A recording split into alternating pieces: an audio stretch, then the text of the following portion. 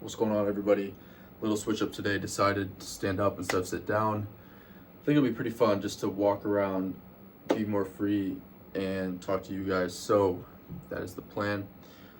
I was thinking a little bit about, I think one of the main things that most entrepreneurs struggle with is, the always need for more, like the constant need for more.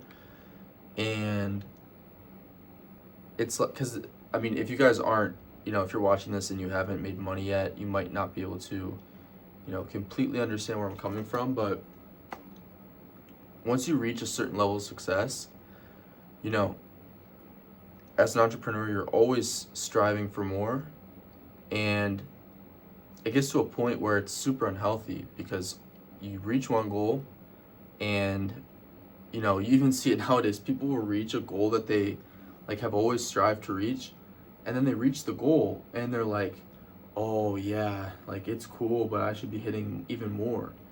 And so then they go from oh, I've always dreamed of making 10K a month. They hit 10K a month and they're like, oh, well, that's nothing. I gotta, they don't even acknowledge what they have always dreamed of accomplishing, if that makes sense. So yeah, it's super unhealthy, and obviously it's easier said than done to not think that way.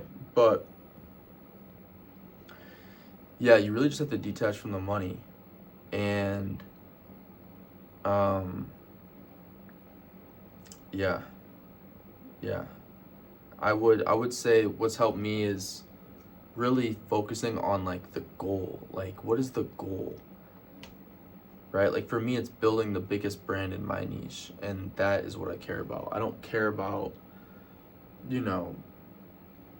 how much money am I gonna make this month, because obviously, with as the inputs get put in and as the work accumulates, then you will see those results that you want. So yeah, I don't know what it is, man. I wish the thoughts could come in my head cleaner in these videos, but for whatever reason at this time of night, my brain is fried. My brain is so fried.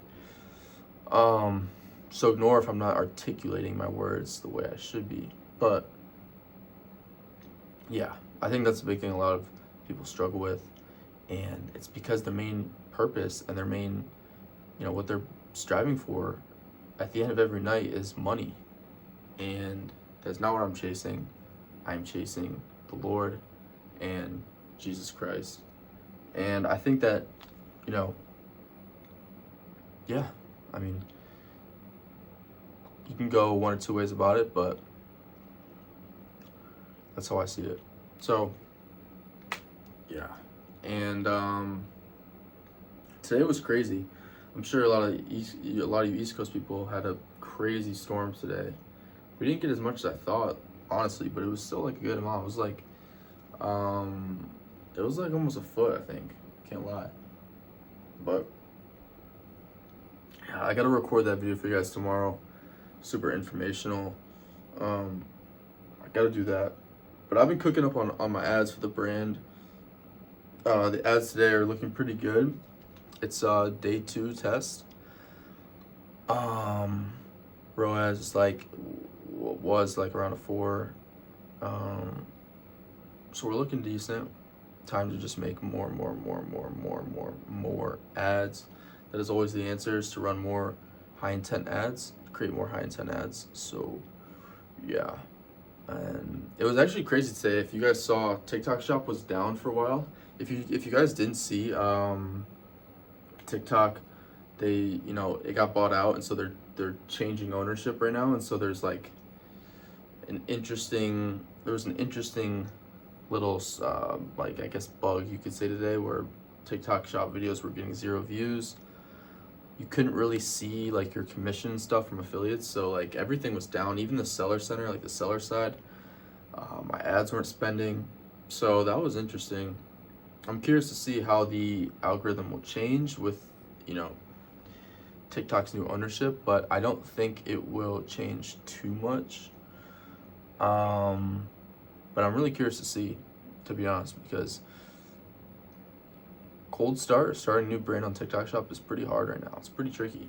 So we'll see if that changes at all. But I've been working on insane packaging with some manufacturers that should be done like a week.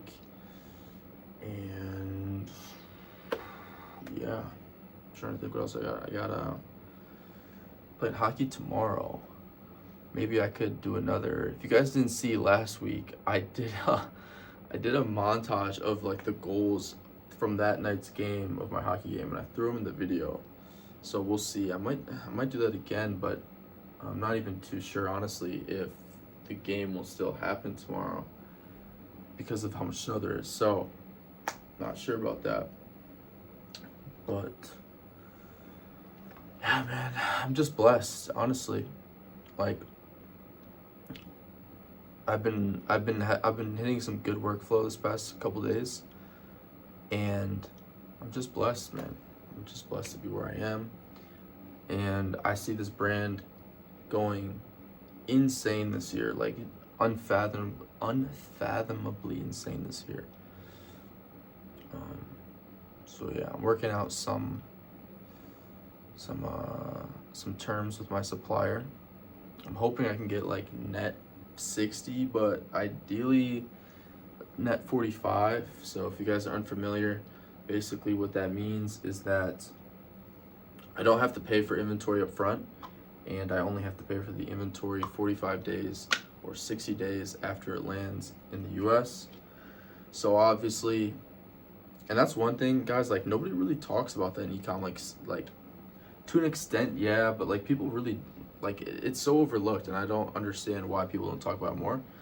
But if you guys have been working with your supplier for a long time, negotiate payment terms. Like it's a no-brainer. Why not? Even if you have to, like let's say you're stripped on cash, you're low on cash, you can always increase COGS to, you know, get better payment terms from increasing COGS. So you can do stuff like that. And if you've been working with your supplier for a long time, you've done lots of rev, they should be able to do it for you. So that is a huge thing, as terms as like cash flow and scaling. And we're gonna hope they can clutch up, because that would be huge if I can do that. That would be massive. But yeah, boys, that's all I got for you guys today. And I will catch y'all in tomorrow's video as always. Take care, boys.